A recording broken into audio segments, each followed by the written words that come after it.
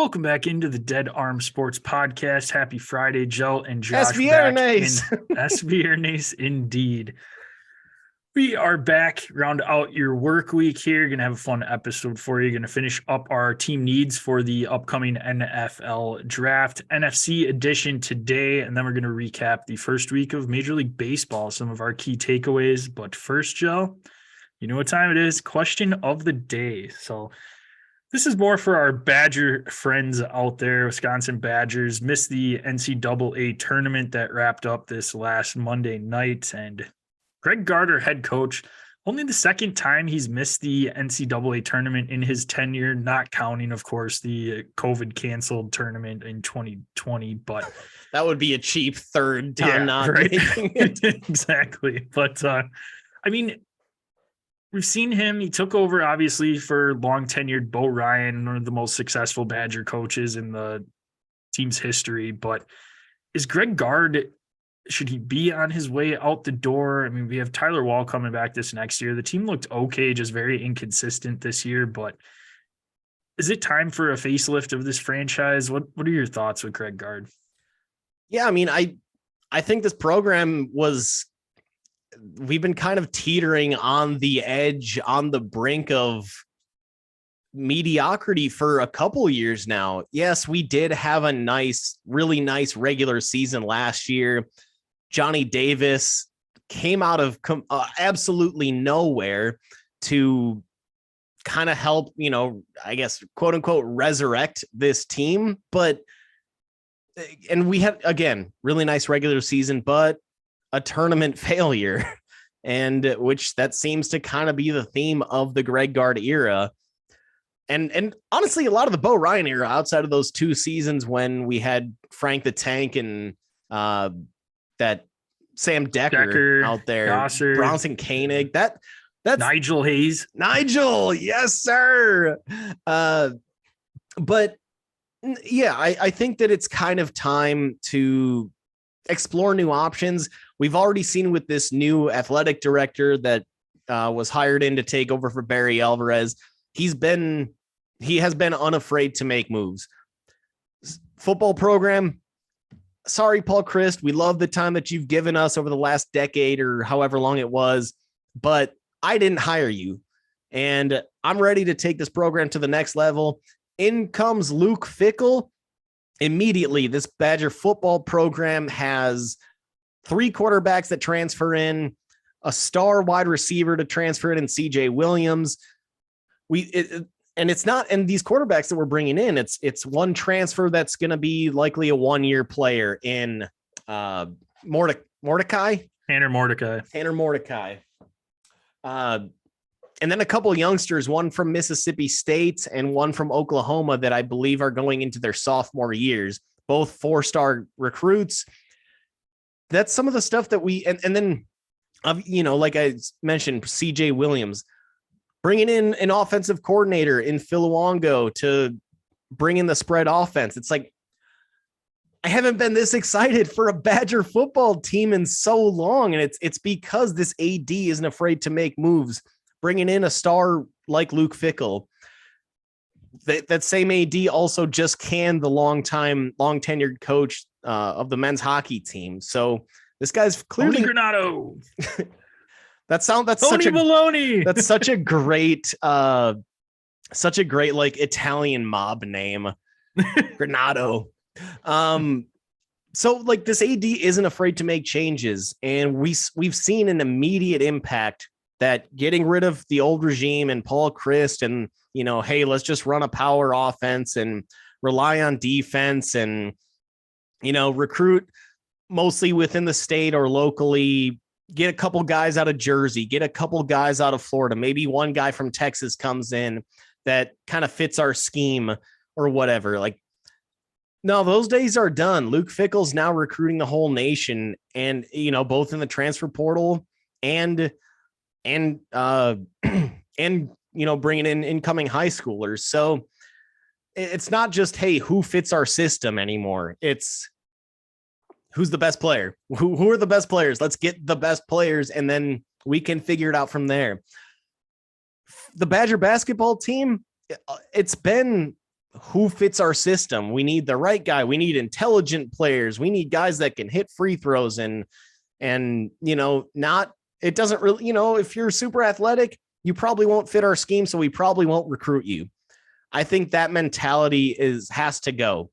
With how wide open this transfer portal is now, there's 1,800 college basketball players that are in the transfer portal right now. And who wants to come to a Badger team that runs a slow swing offense, averages 61 points a game? You can't really show off your athleticism. You can't really, when's the last good Badger pro? Michael Finley, probably. I mean, yeah. Even our stud, my favorite player growing up, Alondo Tucker, he never turned into anything in the pros. Like Devin Harris was okay. Devin Harris, good call. Good call. I like Devin Harris. Still not the potential that he showed in college. He still didn't have a phenomenal NBA career, longevity wise, yes, but not. But nothing, not much in terms of stardom. So it comes down to getting the best players, man. There's a reason that Alabama, Georgia, Ohio State in football are always in or around the college football playoff. It's not because we get a bunch of players that fit our system. They always have the best recruiting classes, and it comes down to players. So don't limit yourself and go out and get the best players. And Greg Gard so far hasn't been able to do that. Paul Christ wasn't really able to do that, but we're seeing an immediate impact with Luke Fickell. I think a change of scenery at the head coach spot is very well justified for the Badgers. Yeah, I agree completely with that. And I think that swing offense was fine for a long time, but it's time to make a change with that. That slow, methodical style of basketball, we haven't seen it work in this day and age with college basketball. I mean, look, San Diego State is a team that kind of runs a similar offense as far as they try to limit other teams' possessions, play solid defense. And you saw what happens when they face a really athletic team and a UConn team that has a lot of length and can move up and down the floor. They couldn't come back in that game. If you can't stop them on defense, their offense isn't going to be able to keep up with them. And that's kind of what we've seen from this Badger team. And I think the biggest thing between the Bo Ryan swing offense and Greg Gard swing offense, when Bo Ryan was that head coach, the Badgers were one of the top teams in not having very many turnovers and free throw percentage. And we have not seen that carry over with Greg Gard. We see a lot of turnovers, and for whatever reason, the Badgers are terrible when it comes to free throws. And if you have those two things, that you're prone to turnovers and can't make free throws, that swing offense in a low-scoring game is not going to do the trick. And I just think that it's something that, yes, it was fine for the time. We got a couple back-to-back Final Fours out of it when Bo Ryan was there. Thanks, Greg Gard. We had a couple of fun seasons to watch, but it's just not, this day and age, it's not going to work with NCAA basketball, especially like you said, you have all the transfer portal now that has opened up with NIL, and you have guys every year. You mentioned about 1,200 people or that are 1,800 people that are right now in the portal. Obviously, they're not all going to transfer. A lot of them are going to return to their school, but that's still 1,800 guys that are open for business. Yeah. And like you said, you have this slow, methodical offense that no one really wants to come and play in. So you're very limited on who you're going to get in, and that ultimately limits your program. And if the stars align like we had in 2015, the Badgers make a national championship game with that awesome lineup that they had. That's a once in a lifetime right now with the way that the Badger program is, that you're not going to see it again. So I definitely think a coaching change is justified. It's not going to happen this year. He's going to be there next year, but I think that his seat is just about as hot as it can get. I think I'm glad that you mentioned the free throw discrepancy and the turnover discrepancy. Those two categories were something that the Badgers under Bo Ryan always dominated. A lot of times the biggest turnover discrepancy in the nation or amongst the top 3 or top 5, same thing with free throws, as in, the Badgers would make the most free throws and allow the least amount. They would create the most turnovers and give up the ball the least amount of times. So, and we've seen that go away. So if that goes away, this game of efficiency and the swing offense is useless. So, and that's why the Badgers finished 8th, 10th in the Big Ten. That's why. Useless as a poopy flavored lollipop. We can be found at Dead Arm Sports, Twitter, Instagram. Check us out on Facebook at Dead Arm Sports. Go to YouTube, Dead Arm Sports, into that search bar, subscribe, click the bell there. That way you know when the live episodes drop. Usually Tuesday or Wednesday, you subscribe, you will know for sure. We monitor that chat, ask us any questions there. We'll answer them live on the episode. So little perk to watching us live. Otherwise, if you miss out on that, we can be found at Dead Arm Sports on all of our socials. Gel can be found at DasJel, that's at DASJEL. I can be found at DasJPEC, that's at DASJPEC. Give us a follow, ask us any questions there. Subscribe, rate, and review the podcast on your favorite listening platform. Send us a screenshot of your written review, and we will swag you up. Team draft needs it is, Gel, and this is the NFC side of things today. If you are a fan of an AFC team, too bad. Go back and listen to our episode tomorrow or yesterday. They are on there. We covered all 16 AFC teams, and we are going to be doing that again today with the NFC. We're going to go through each division, each team, and their biggest draft need for the upcoming draft. So without further ado, kick it off again, Gel. We'll go the same way we did with our divisions yesterday, and I'll kick it off with my team, the Chicago Bears. Had the number 1 pick in the draft. It was up for debate if they needed a quarterback or not. Ultimately decided to stick with Justin Fields and traded back. They now have the number 9 pick in the draft, and I think that's a perfect spot for them to draft a tackle of the future. So they should have probably the first pick of tackle that they want. There might be one that goes in front of them depending on other teams, but should be able to get Skronsky if they wanted to. I'm trying to think of that. Paris Johnson. Yep. So you need to protect Justin Fields. Justin Fields was sacked a ton last year. He was on the run a ton. You need to get that tackle position figured out. Braxton Jones was fine last year. He'll be good at the other side of the tackle, but you need that cornerstone of the franchise. You are obviously investing in Justin Fields, and that's what you need to do. Also, edge rusher, if and a tackle as well, D tackle. So we'll see. Jalen Carter falls. It might be interesting. They might end up taking a shot on him at 9, but ultimately O-line for me, O tackle. Yeah, I mean, I think that their needs are pretty obvious to anybody that was watching the NFC North last year. It's offensive line. And like you said, getting that cornerstone piece. I was really hoping they'd be a little bit more aggressive in free agency and go get Orlando Brown. He was the number 1 guy out there and still in his mid-20s. I mean, it's not like he's an old dude. It's just for some reason it didn't work out with him and the Ravens, and the Chiefs. They just straight up don't have the cap space to sign him, knowing that they didn't have $27 million a year or whatever to dole out to a left tackle. Change. For the Bears, it was chump change. They had a ton of space. Yeah. Of course, they spent a lot of it on the defense. Yes, I would say offensive tackle, getting that cornerstone offensive tackle is the number 1 need. If they don't fall in love with either of those guys, either Paris Johnson or Peter Skronsky, I think you end up taking the best defensive playmaker available. Particularly, I mean, I guess it's pretty much edge rusher or D-line, interior D-line. If there's a Jalen Carter there, if there's, obviously Will Anderson isn't going to fall that far, but there are 2 or 3 other high-end edge rushers that would be available at 9. I think those could be options there if they don't love either of these offensive linemen. The problem is they are so damn desperate for a tackle, for a true left tackle. I think they're kind of pigeonholed into having to take a tackle there. If Jalen Carter's there, I don't know. I feel like he's got to go into the right situation and I don't know if I trust the Bears enough to say, hey, let's take a risk on a guy, even though he's a mad talent.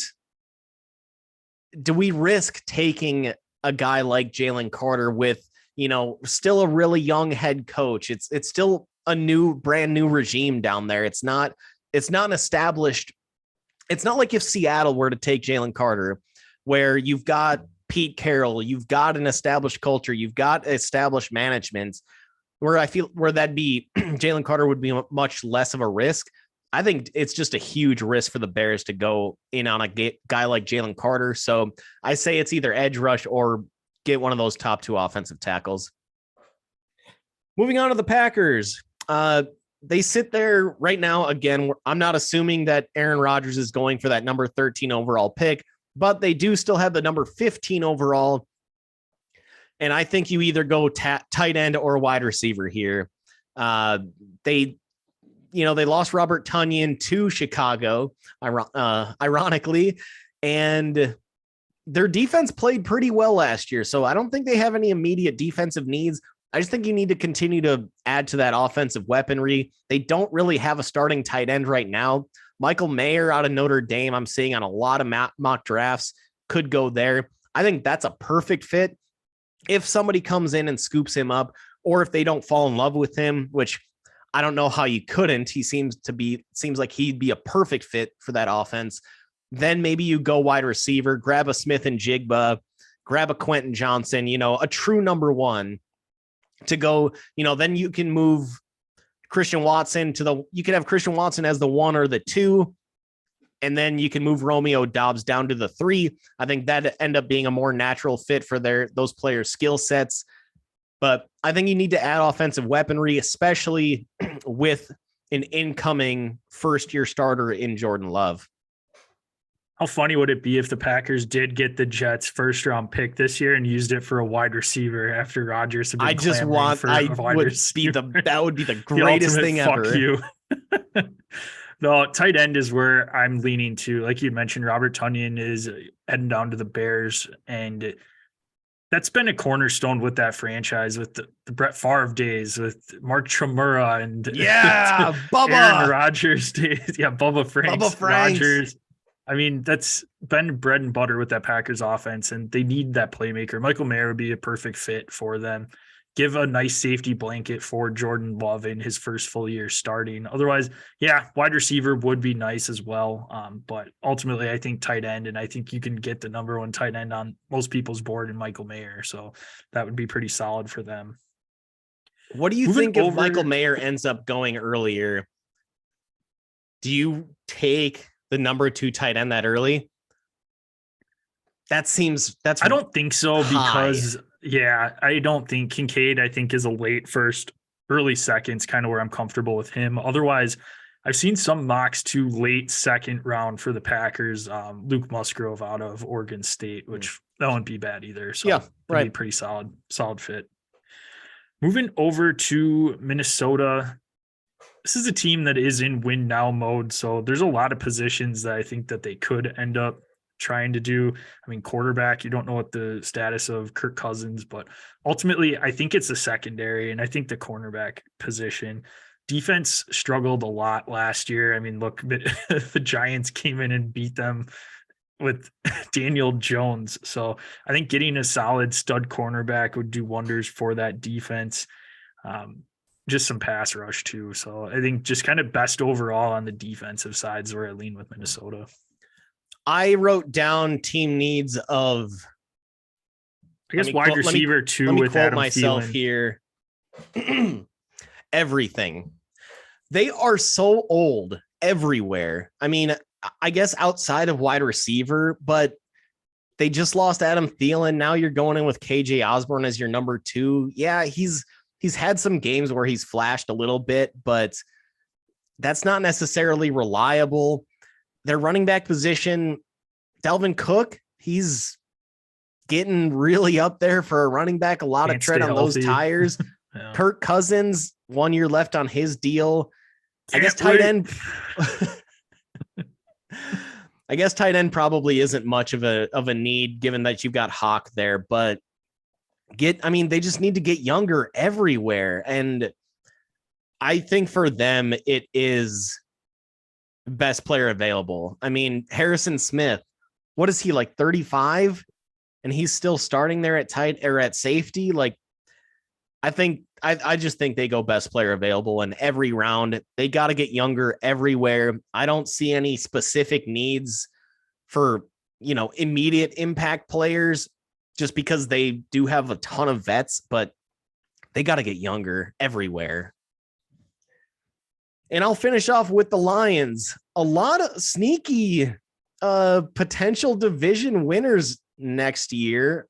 Can't say that very often, but right. This division seems to be down, and especially we don't know what's going on with Love. We expect regression from the Vikings, and Bears it's going to come down to Justin Fields' development. So your potential 2024 NFC North champion Detroit Lions, I mean, I think it's just comes down to getting defensive playmakers, whether that's an edge rusher to go on the opposite side of Hutchinson,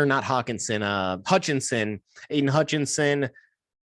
If Jalen Carter's there, again, that's kind of a risk for me, given that Detroit's such a shit show in terms, at least historically, but he could be one of those guys that really thrives under Dan Campbell. I feel like Dan Campbell's one of those guys that's going to be like, get your shit together. If it's not, or else I'll bite your kneecap off. Yeah, he will bite your kneecap and eat it. So, I mean, Jalen Carter is maybe an option there. That's a little risky, but there are some impact corners like a Christian Gonzalez that should be available there. The question ultimately, though, for that first round pick, do you believe in Jared Goff to be your quarterback for the next 5 years? Or do you want him to be the placeholder for the next year to 2, and you are willing to take an Anthony Richardson or a Will Levis? Because they're up there, they're up at the number 6 pick. And based on last year, they might not be there again anytime soon. Yeah, I ultimately wrote down defensive side. I think getting a stud cornerback in, the kid from Oregon, I'm forgetting his name, but he's up there with that's the top corners. Isn't that? I think that's Christian Gonzalez. Yeah. Yep. So yeah, I think he'd be solid in there. I like that quarterback call out, Gel, but I don't know that the quarterback for them is necessarily in this draft. I think they should give Baltimore a call. Go after Lamar. Why not?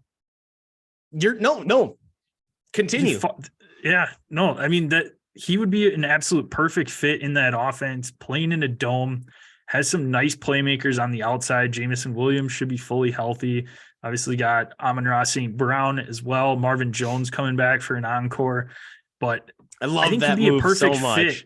And if you're Detroit right now, give up your first round pick this year, give it up next year for Lamar and sign him to a deal. And you've got your franchise quarterback for a while. Yes, there's question marks on how long he'll be that franchise quarterback just with health and him being a running quarterback, but you're in win now mode. This division is up for the taking, and Lamar would put you not only over the hump to win the division, they might be legit Super Bowl contenders in the weak NFC. This whole conference is for the taking. I mean, the Eagles had a ton of turnover. The Niners don't know what the quarterback position looks like. There's no third best team in the NFC right now. I mean, do you put Dallas in there? You don't trust Dallas. No. If you put Lamar in Detroit, like you said, on that turf, that's nice. So I'm good with that. I like that. Moving into the NFC South, I mean, can we just briefly touch on Carolina? I think obviously they traded up for the number 1 pick for a reason. They're going after the quarterback. They need a lot of other positions, but quarterback is what they need. They're going to have obviously number 1 pick. You get their first pick at the quarterback position. So whether that's CJ Stroud, the betting favorite right now, Bryce Young, maybe Anthony Richardson makes a run up the board there, but either way, they're going to have their quarterback in the future. We'll see what that future holds, but obviously quarterback's their biggest need. This is an obvious one. So I guess I'll just take it another direction. What do you make of these Anthony Richardson rumors that he could end up going at number 1? I mean, awesome combine, just his measurables, his arm strength, his height, he's just an athletic freak. But he's a project. He's got, I believe it's like 16 college starts. He can throw the deep ball really well, as most athletic freaks can, but he misses on a lot of the easy stuff. And the great quarterbacks are able to hit the easy stuff. So that's something that you can hope that, just probably comes with reps and everything. But what do you think about those Anthony Richardson rumors of him going 1? Do you think that would be the smart pick, the right pick for Carolina? I think it would be a mistake, honestly. With that number 1 pick, you want someone that you kind of have an idea of what their future holds. That's not the time to take a risk on a guy that could easily be the best quarterback in this class down the road, or could be an absolute flop and not ever pan out. And I don't necessarily see that with CJ Stroud, Bryce Young. I don't know that those guys are going to be absolute superstars, but I think they're going to be fine, and you can build a team around those guys. Anthony Richardson, he's going to need some time to develop, and it's just such a risk with what they gave up to trade up for that number 1 pick, to take a chance on him. If you're sitting there, if you're the Colts and he's at 4, or you trade up to 3, that's perfectly fine. You're taking a chance on the third quarterback off of the board. You needed someone, you're kind of in desperation mode. I don't blame them at all. But if you're Carolina, someone that just had, again, a Band-Aid quarterback the last few years since Cam Newton's prime days, I don't think you can go with a guy that's going to be so boom or bust that Anthony Richardson's going to be. I think you need to go with the safer route for what you gave up. Yeah, I'm with you 100%. It's Stroud or Bryce Young for me, whatever Frank Reich prefers. It's such a winnable division too. I don't think I don't think it's time to plan for the future now. You can win that division with Bryce Young. So, or Stroud, I would say. So what about with the beige water pistol? Because he's currently their QB1, Joe. He would be their QB1, even if they take Anthony Richardson. Yeah. I bet week 1. Oh, for sure. Let's move over to the ATL Falcons. God, they've got a ton of needs, I would say. Yeah. I mean, that's kind of a theme for this division. Pretty much, yeah. But I think that you go best player available here at 8. You're not going to have a shot, most likely, at one of these top quarterbacks. You just took Desmond Ridder last year. I think you can, if you're Atlanta, go ahead, give Ridder this season. If he shows that he's a player and a legit starter, then you've got something. And if not, hey, maybe you're in the Drake May, Caleb Williams sweepstakes next season. So I think you go best player available here. You could edge rusher, best defensive player. Offensively, they're fine. They've got playmakers left and right. So I think best defensive player available, or maybe you go and take one of these top offensive tackles. Yeah. I mean, there's reasons that there's jokes out there for the Atlanta Falcons defense blowing leads. So I think edge rusher is the absolute perfect call there. Like you said, quarterback, you're in a weird spot right now where I don't know that it's necessarily worth trading up for the third best quarterback. I think you see what you have in Ridder. You invested a little bit in him last year. And like you said, if not, you got 3 quarterback prospects next year that are coming out in Drake May, Caleb Williams, Quinn Ewers, and I'm sure there's going to be other guys. I mean, Bo Nix, and yeah. So you've got quite a few guys that can make a name that you could be in the mix for next year. So just punt the quarterback position right now. And the edge rusher is a quality position, but again, best overall on the defense. Complete agreement with you there. Tampa Bay. No longer Tampa Bay. I guess. Yeah. Tampa Bay. And for me, it's quarterback. But again, I don't know unless you end up trading up to 3, which it's going to cost you a lot because they're currently at the number 19 pick in this draft. But my note here, Baker plus Trask equals not great, Bob. So that's where we're going with the quarterback position. Again, maybe this is kind of similar to Atlanta where Your Tampa, you have a lot of older veterans on the team right now. Maybe you just kind of kick this season to the dust and say, all right, we're going to have a top 5 pick next year. There's some nice quarterbacks coming out. That's when we'll fully start our rebuild. So maybe you go best overall at number 19. Otherwise, it's kind of like we had talked about yesterday. If you are wanting to take a quarterback there, Hendon Hooker is the only one that makes sense. But again, I don't know that really makes sense. And if I'm Tampa, I'm just strictly going best overall, which maybe 19, maybe a Bijan falls. That might be an ideal spot for him right now. I mean, Leonard Fournette is gone. They need a running back, but it's just, I want some running back depth. I agree later in the draft, but Bijan to me doesn't make sense there. I mean, this team, they don't have a quarterback. So I think Bijan's one of those guys that you want to put on a team that is in win now mode, and he's maybe the final piece. He's not the final piece in Tampa, given their quarterback situation. So, I mean, I don't like that fit really. Rachaad White did show some flashes last year, especially late. I want to add some running back depth, given that they are moving off of Fournette, but they're old everywhere.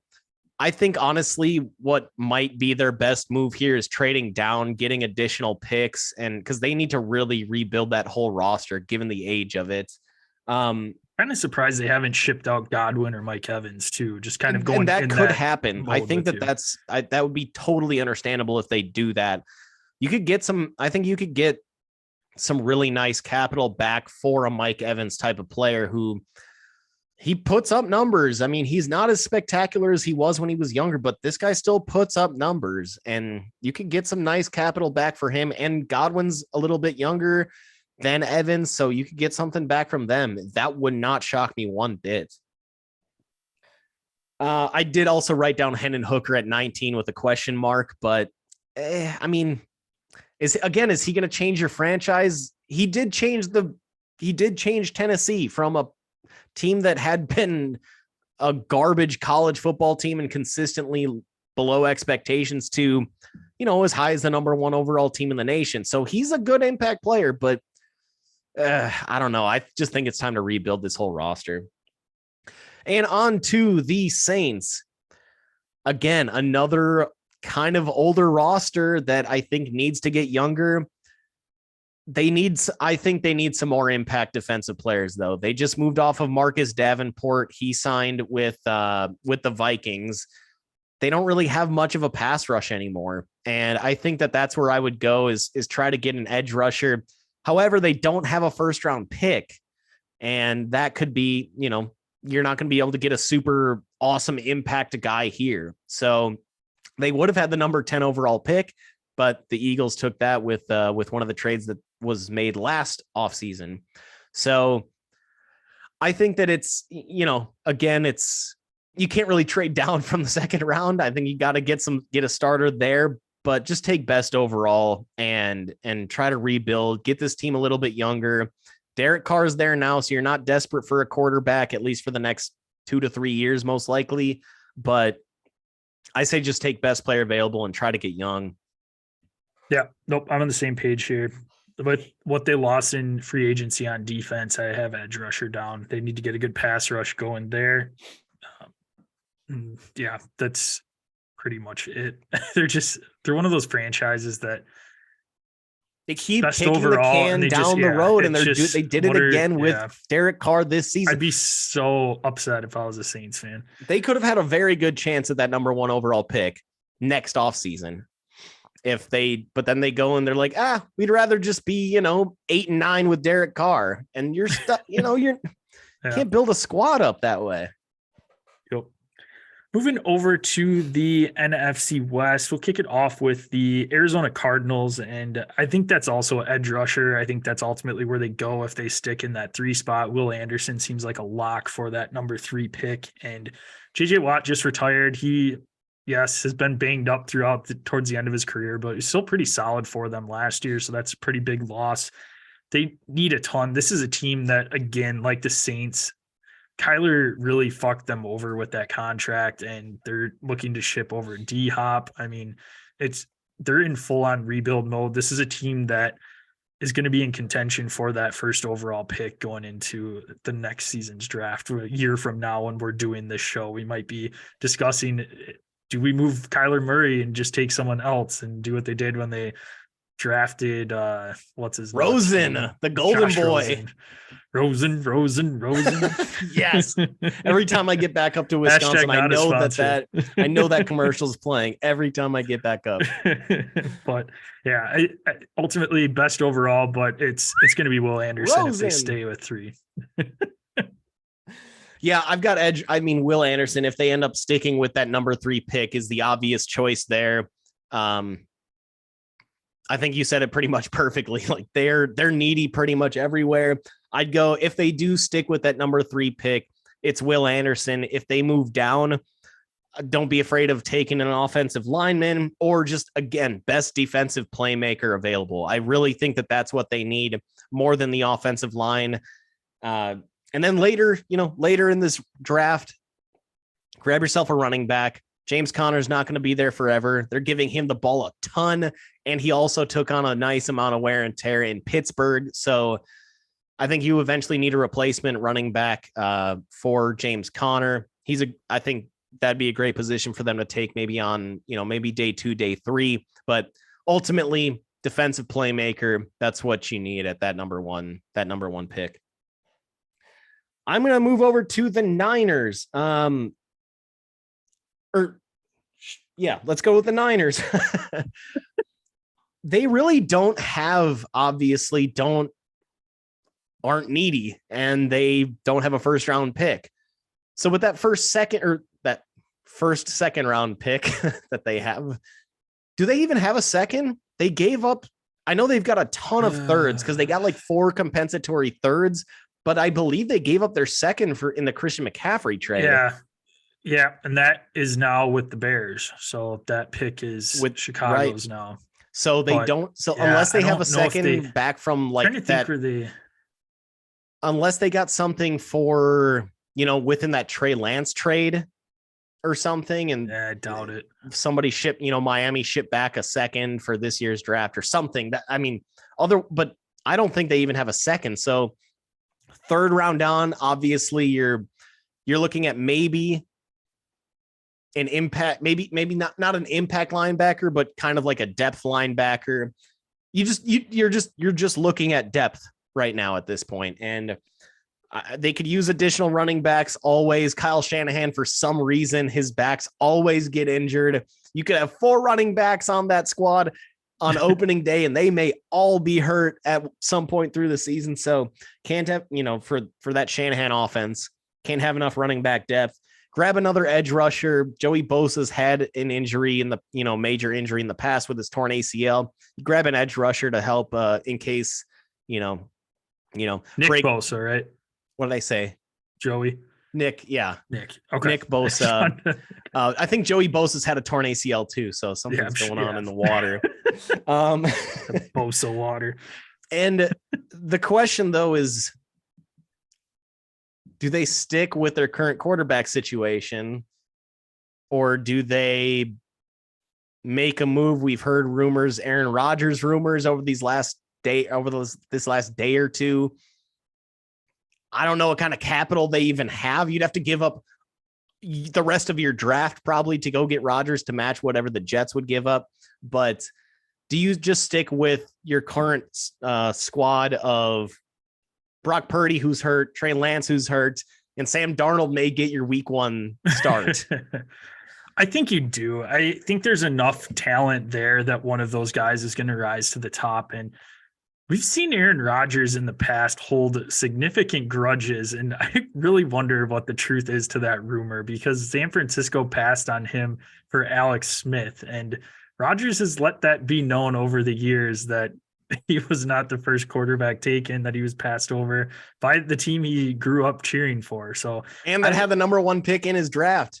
Correct. Yeah. So we'll see. I think it's more somebody leaking that out to have some leverage for the Jets to try and have them just get this done with already and not drag this out farther. But for San Francisco, with them not having a first round pick at all, I put down O-line depth with McGlinchey being gone. Good call. But again, you're going to have to find someone that has high upside, but is not there yet. Somebody that you're going to end up having to groom and a project guy. So, but again, that's pretty much, they have wide receiver. You got George Kittle. The defense is solid. So it's best overall, but I think just some O-line depth there. I'll jump over to the Rams, and this is another team I think just kind of best overall. They're in a weird situation right now with everything. McVay came back, which seemed like the perfect time this offseason. If winning a Super Bowl and having Aaron Donald questionable to come back if he was going to retire, that seemed like a perfect time to go to the booth, and Sean McVay came back. And then this season, Matt Stafford gets hurt. The Rams are terrible, and it seems like another perfect time for Sean McVay to jump to the booth, and he comes back. So trade away Jalen Ramsey. I think ultimately I've got cornerback down for them. I think just obviously with that big void that is being gone by Jalen Ramsey, that is a huge thing. Wide receiver opposite Cooper Kupp. Cooper Kupp can't stay healthy either, so I think you could go there. Running back position, I mean, you name it. They need a lot, and they're in a very weird situation too right now where they kind of feel a little bit like the Saints, where they're just kind of kicking the can down the road with the team that they have, when I think they need to just strip this team. You got a Super Bowl out of it and just start over. Yeah, I wrote down pretty much everything. That's the length of my notes here. Pretty much everything. I mean, Stafford, how long does he have? With that elbow injury, he could barely throw the ball last year. There's been a falling out with Cam Akers and that coaching staff. There's nothing past outside of Cooper Kupp. Who is their tight end? It's that white guy that gets 2 receptions and 10 yards a game. Tyler Higbee. They have Tyler Higbee. They get offensive line. That's a need. Defensive line. How long is Aaron Donald going to be sticking around? Pass rush. They don't have any dynamic pass rushers. Secondary, as you mentioned, Jalen Ramsey's gone. They don't really have any other impact players. They lost their safety in last year, their stud safety in last year's offseason. So yeah, it's across the board. They just need help everywhere. And like you said, I mean, the difference between though, at least the Saints kicking it down the road, they haven't been playoff relevant or Super Bowl relevant in a decade, where at least the Rams got a title out of it. So I think maybe, if you're not going to trade away all your pieces now, give it one last ride. And then next off season, so it's going to be a bumpy ride. Going to be a bumpy one, but you can give it one last ride, and next off season, send away Stafford, send away Kupp, send away Donald. If Donald even is still willing to play, I mean, Cam Akers is going to be worth a 6th or a 7th at this point. Like, they don't really have much to even trade away anymore. So yeah, they just need to rebuild this baby, I think. And the final team in the NFC West, the Geno Smith your boys, Seattle, the Hawks. I've got 2 things here that they can do at 5, and it's either take best defensive player available. I had preached Jalen Carter, I think would be a fit here just because that culture is so strong. They can handle a headache like Jalen Carter. Will Anderson, maybe the top, maybe it's quarterbacks that go 1, 2, 3, 4, and Will Anderson sitting there. He would be awesome, an awesome immediate Seattle impact player for Seattle. If Will Anderson's gone, and if Jalen Carter ultimately they decide it's not worth it, do you go quarterback and grab? You got Geno under contract for the next 3 years, but he can actually be cut with a not much of a dead cap hit after this season. So you could go Will Levis and Anthony Richardson with that number 5 pick and see how they develop. What do you think that the Seahawks are? I guess, what would you ultimately do, and where would you go in this draft? I have the exact same thing written down. If they like Jalen Carter, I think he'd be a fine fit there at 5. Will Anderson slips, like you mentioned. If Arizona trades with someone else that wants a quarterback, that's perfectly fine. Otherwise, yes, I do like them drafting a quarterback, but it just makes me wonder, is they're going to be the right one there for them. I think Anthony Richardson would be a nice fit there at number 5 if he's available, can sit, learn for a year, and learn from Geno Smith, who's similar in ways a little bit, but obviously not near as athletic. I mean, not the athlete. He can learn. Yeah, no, not at all. But if it's Will Levis, I've let it known I'm not a Will Levis guy at all. I think he's going to be an absolute bust. So I don't like that fit at all there. So I think it's going to depend on who's there at 4, which obviously the Colts, if one of those guys, Richardson, Levis is there, they like him, you're going to be looking at the 5th quarterback off the board here at 5. And obviously you're not going Hendon Hooker at 5.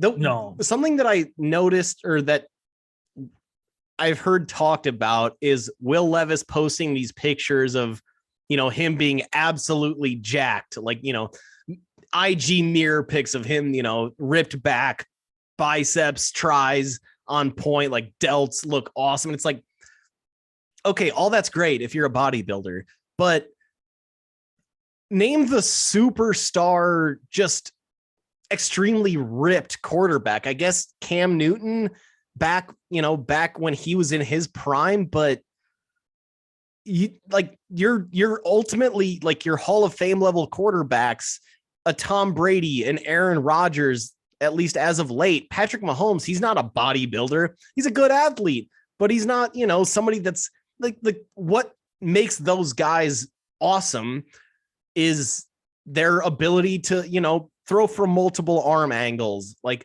be flexible. Tom Brady, for the last 15 years, his whole thing has been pliability and being as flexible as possible and having,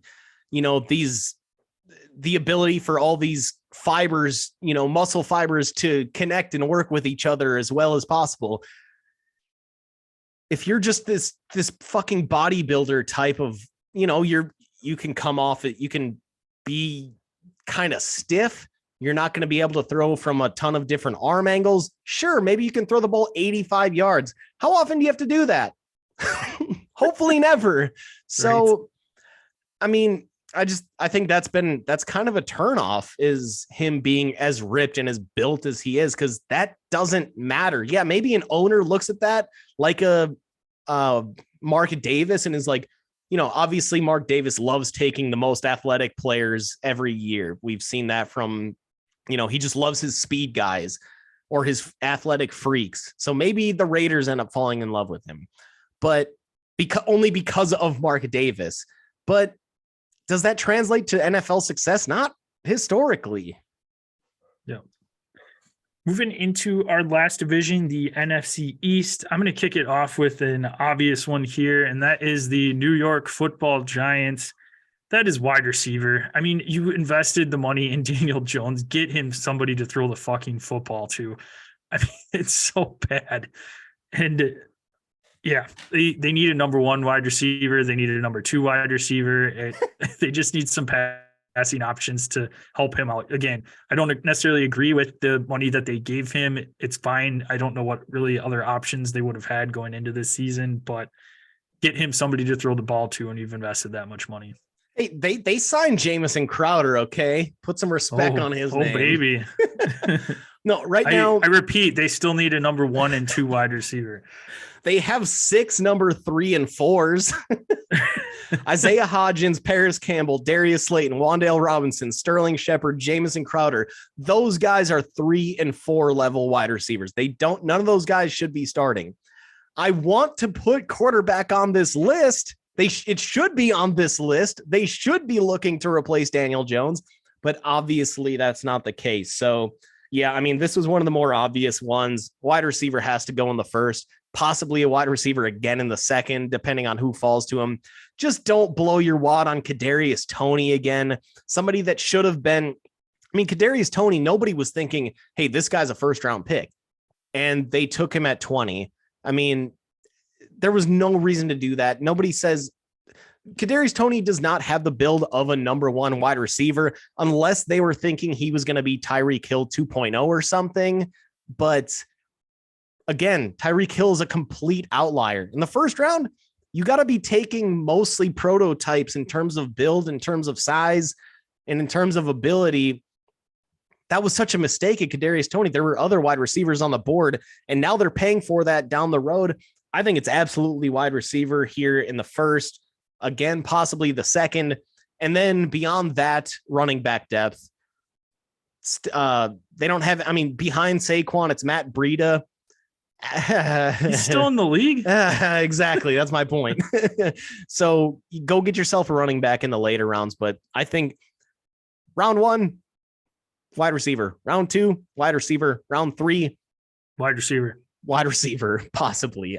Seriously, if you go into camp and you've got 10 wideouts, that's just fine because you have to figure out who can actually play. I will move on to the Dallas Cowboys, my hometown, and they I feel like every offseason they focus on skill position players, and that's their need. They don't have a second wide receiver, a reliable number 2, really. Michael Gallup has shown that he can't take on that number 2 role. Noah Brown.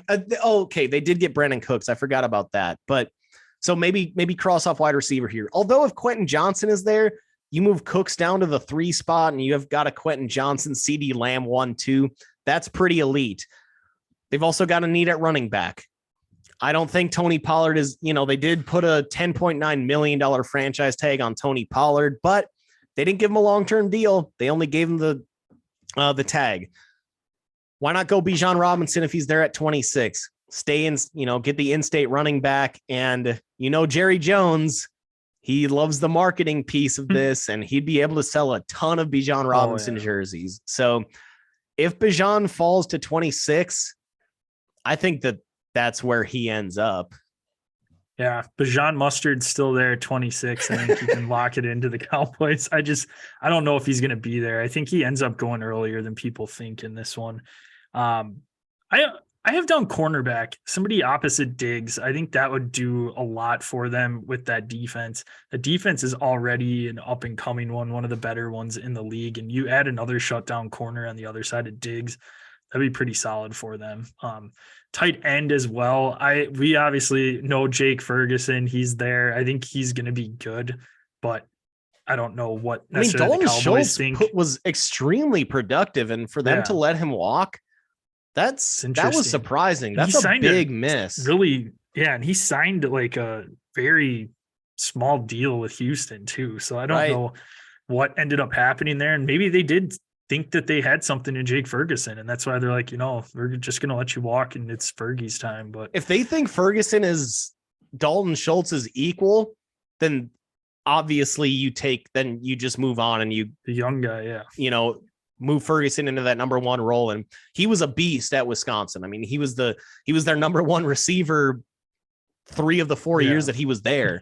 So I'm fine with that, but I think you still need to kind of hedge your bet a little bit. And maybe, obviously they love the Cowboys love their Daltons. Andy Dalton a couple of years ago, Dalton Schultz. Do they go Dalton Kincaid and make it a trifecta of Daltons? That'd be pretty solid. I'm going to move over to Philadelphia Eagles here. And potentially, I think they need to fill quite a few holes too. They had quite a few guys leave from their defense and from free agency. I think another defensive back to line up opposite Slay would be nice. Linebacker position, obviously lost TJ Edwards over to the Bears. Bijan's there too. Running back would be a pretty sweet position for them. I know they, who did they just bring in free agency wise? Jeez. Fuck. Did they? No, I was thinking Singletary, but I know that's wrong. No. Oh, damn it. Well, yeah, but either way, Bijan, I think, would be a nice fit here in their system. But ultimately, I think just best overall on that defensive side of the ball. Let's get that up and going again, and I think that'll be fine. Understandable that you forgot this name. Rashad Penny. Yes. Was the guy they brought in. So yes, Bijan is would be a solid fit. Yeah, this they're 1 through 4 at running back: Rashad Penny, Kenneth Gainwell, Boston Scott, and Trey Sermon. Hey, we found a way to get Boston Scott into our podcast. Yes, again. Let's go. Stay hot, kid. No, I mean, I think Bijan, you're right. It makes sense positionally, but they use Jalen so much in the running game that I don't know if it's worth taking that at 10. I think the perfect fit here would be Peter Skoronski. Start him out at guard. He can play both guard. He's played all 3 positions in college at Northwestern: center, guard, and tackle. I think he's one of those guys you can bring in, start him at left or right guard. And then eventually, I mean, Lane Johnson's, we were talking about him possibly retiring at the end of this season after the Super Bowl. He's going to play, Lane Johnson plays another season or so. You just scoot Skoronski out from right guard out to right tackle, something like that. I think that's a perfect fit at 10. And then you've got your right tackle, hopefully, for the next decade. So that's where I personally think the Eagles should go. But at running back, I think at number 10 is a little bit too high, just the way that their offense is structured. And the final team for the NFC East and throughout the all of the NFC is the Washington Commandos. I just wrote down Lamar Jackson. I think that this, and again, they're not as good of a team as the Lions, obviously, in terms of their overall depth, but do we think Sam Howell's really the future there? I don't. I think that this is a perfect spot to bring in Lamar Jackson. And if they don't go that route, let me add another twist to that, I guess. You've got new ownership coming in. That new ownership, just like Russell Wilson coming in to the Broncos, brand new ownership. Hey, let's make a splash. Let's go get a established star quarterback. Does new ownership maybe do that and go after Lamar? But that ownership would have to, Daniel Snyder immediately, I think, with the acquisition of Lamar Jackson, may bump up that franchise value another $500 million. Yeah, it's just going to depend on the timing of the sale and everything with it, I think, is what it boils down to. Lamar would be sweet there. I just think ultimately with where they're at in the buying process, they just had offers come in. I don't know how long it takes to get everything wrapped up. They might be behind with getting Lamar to come in there. I think they're going to roll with Sam Howell this year, see what they have, kind of similar to Atlanta with Desmond Ridder, both in the same draft class, and then look to next year. Okay, we gave you a shot, Howell, and we're going to go after Caleb Williams, Drake May. We're going to take the guy that replaced you at North Carolina and bring him in to replace you here in Washington. So, yeah, I head down the cornerback position for them. Again, this is just kind of best overall, I think, on defense. I think they've got a pretty sweet wide receiver core with Terry McLaurin there. And Dotson showed some nice. Yeah, Jahan Dotson was good. Brian Robinson was solid in the running back position. Need a little bit more depth there, but ultimately, I think just getting playmakers on defense and getting the defensive side of the ball to kind of match the offense a little bit. All right. Got a little bit of time here left, Gel, to talk a little MLB action. We are a week and a day into the MLB season. We've had quite a bit. We've seen a lot of pitch clock violations here over this last week. Guys getting used to it. We all know Ohtani has, broken all sorts of records in terms of the first hitter and the first pitcher to do this, or the best hitter and pitcher of all time. First got to do this. He's also the first ever player to have a pitch clock violation as both a pitcher and a hitter. Nice. Which that'll be tough to top now with the universal DH. So that might be one that stands for a while now. But no, there's been quite a bit right now. Again, we're recording on Wednesday evening. The Tampa Bay Rays are the only remaining undefeated team. Brewers are off to a hot start.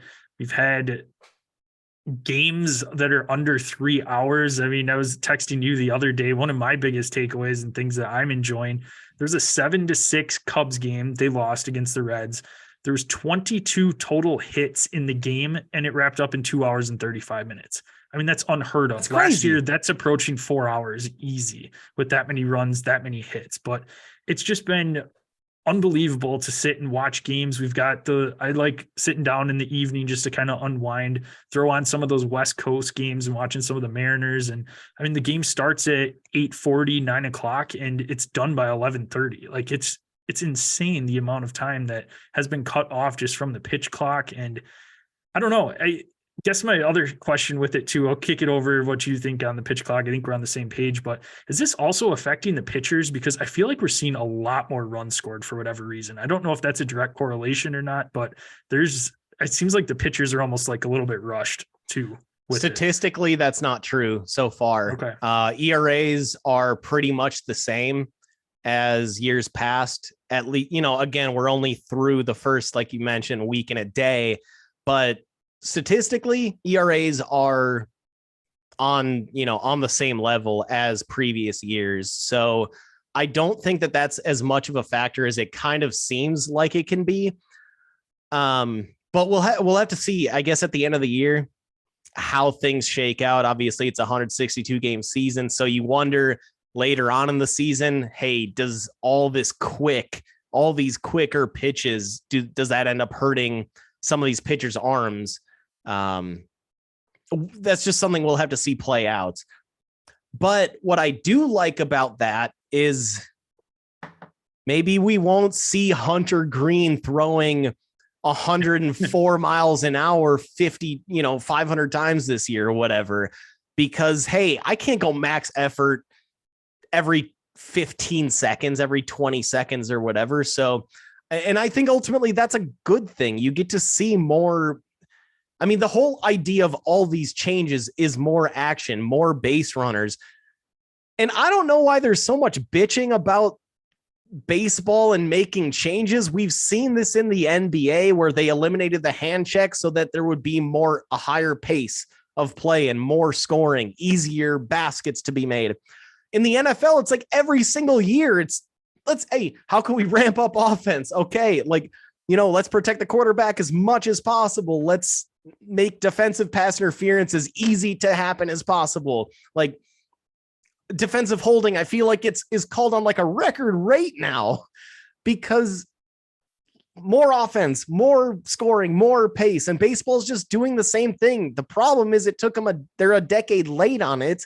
And it's all these old seam heads that are like, oh, I like sitting around for a 4 hour and 5 minute game for 9 innings. Watch a 1-0 shutout. Like that's how my grandpappy played. Like exactly. Like that's how your grandpappy played. Who gives a shit? Let's have some fun with this. I mean, there's a reason, and they're not just making these changes out of the blue. They talk to players. I was listening to a Theo Epstein podcast last night with Ryan Russillo or an interview with Ryan Russillo. And he was, after he left the Cubs, he joined to be an executive with Major League Baseball. And the entire reason for him coming on is how can we make the fan experience better? And so they talk to players, they talk to club executives, they talk to fans, and everybody was saying, what sucks? The cumulative deal with all of that was, we don't like us players. We don't like standing around for, I'm standing in the outfield for 155 games and watching these pitchers just, stand around, meander around walk around the mound 3 or 4 times for no freaking reason. Batters standing out there, adjusting their gloves, their elbow guards, their ankle guards, their, hey, can I get a different colored bat for this second pitch? Like that's all gone. And that's what I love. And the players love it. The fans, maybe it's a little bit fast for when you're in the stadium. It might be a little bit fast, but me as a TV viewer, let's go. Like, let's get through. Let's keep it going. And it's shown that it's working. Sandy Alcantara threw a shutout the other day, a 9-inning shutout. 1 hour and 57 minutes. That's insane. Like, that's awesome. So Yeah. I love that a ton. The only beef that I have, though, with the pitch clock, I think after a run is scored or after a home run is hit, they should allow more time between batters, because after the Brewers went back to back to back, we couldn't really even celebrate. Like, the teams couldn't celebrate. The TV broadcast couldn't really like show that much. It was just like, a quick shot of the celebration in the dugout, and then, hey, we're on to the next pitch. So that's the only thing.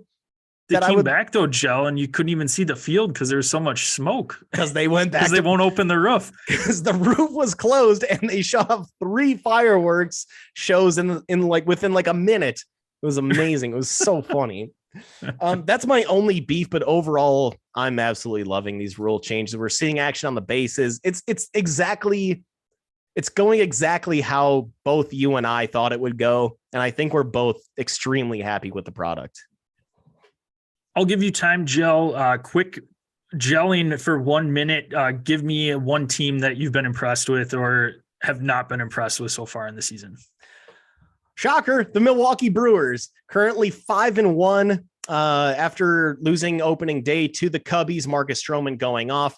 They've been on a 5-game win streak. They just swept the $334 million salary, or the Mets with a $334 million payroll.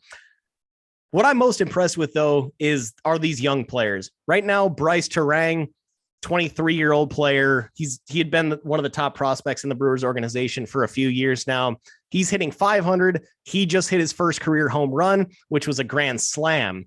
Garrett Mitchell has been awesome over the last 2 games. He's got 3 home runs, 2 against the Mets yesterday. Today, recording live on a Wednesday, walk-off solo shot in the 9th. Freaking awesome. Joey Wiemer had a really nice start. He was not on the opening day roster, but replaced a Luis Arias who went on the DL, and he hit his first career home run. Jesse Winker, another incoming player that I had been high on, currently hitting .364. Brian Anderson, coming in from the Miami Marlins, hitting .455 with 3 and announcing games. 3 home. I believe 3 home. Yeah, not the announcer, the player.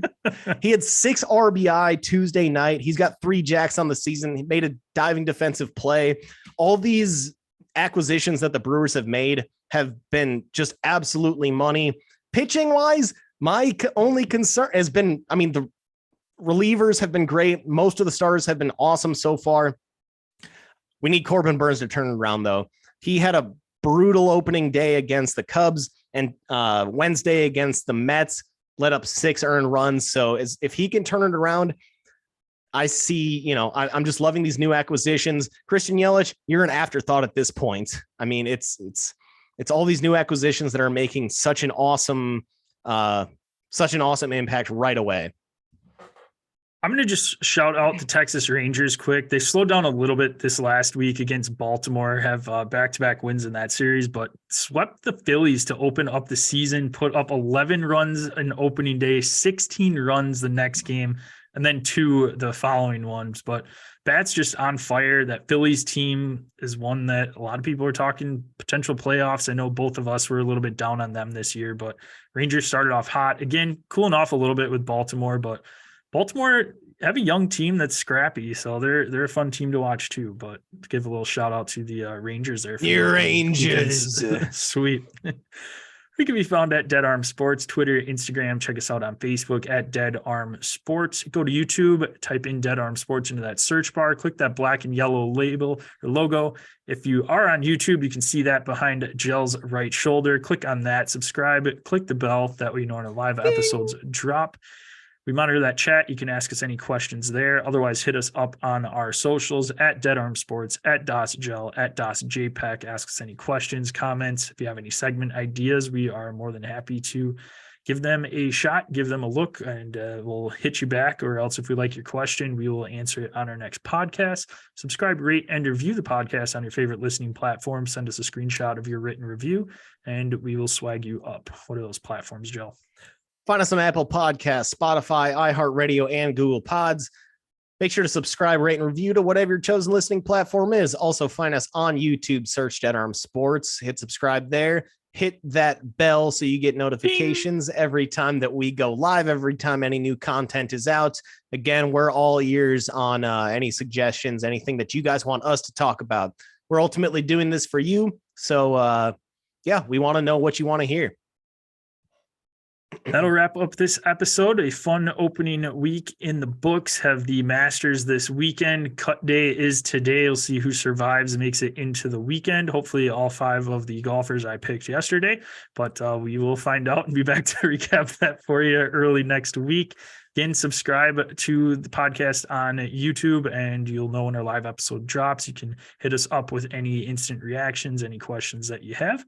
Otherwise, everyone out there, have a great weekend. If you could tell someone you know about the podcast, that would help us out greatly. And Mr. Joe, close her out. It's Friday. Got to get down on Friday. Rebecca Black, do your thing.